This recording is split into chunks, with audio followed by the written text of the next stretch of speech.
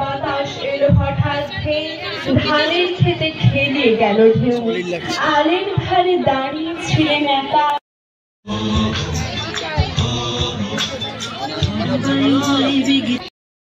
Hello guys, welcome back to my new blog. তো আজকে আমরা যাচ্ছি কোথায়, থাম্বনেল তো দেখেই বুঝতে পেরেছেন যে আজকে আমরা কোথায় যাচ্ছি। তো আজকে যাচ্ছি কন্টায় সেই বিখ্যাত পিঠে পুলি মেলা। তো চলুন দেখাই আজকের পুরো ভিডিওটা। তো চলো দেখতে থাকো ভিডিওটা।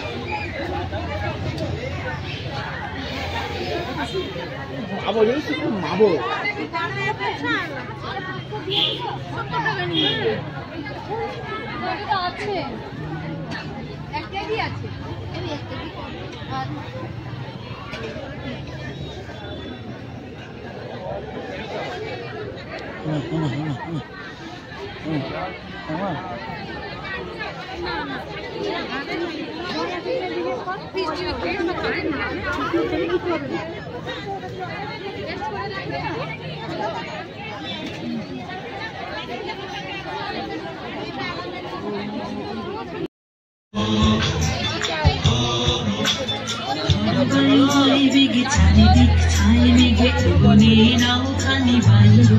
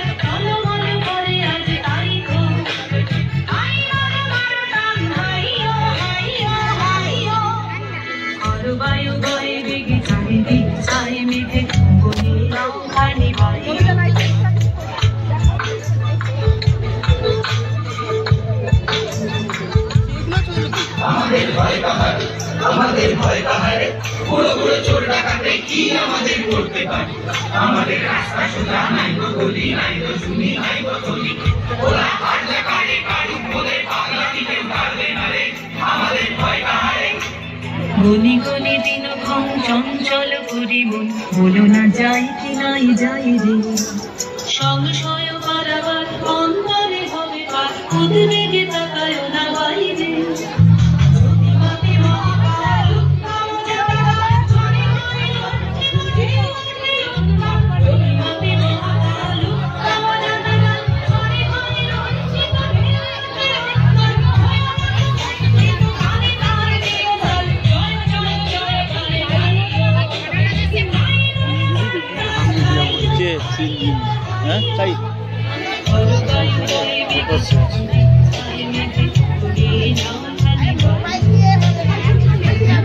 সে তো খাও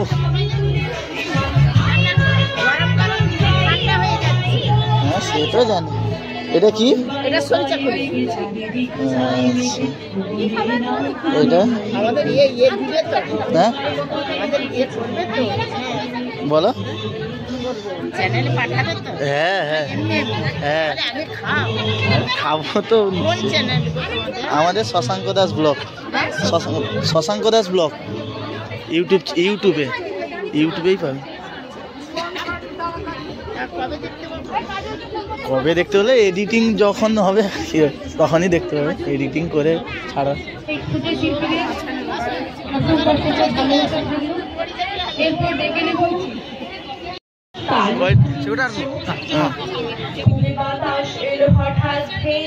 ধানের খেতে খেলে গেল ঢেউ আলের ধারে দাঁড়িয়ে ছিলেন একা মাঠের মাঝে আর ছিল না কেউ আমার পানি দেখতে কিনাছে আমি জানি আর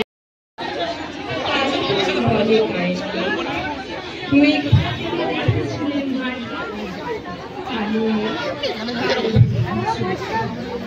ভরা মাথায় ছিল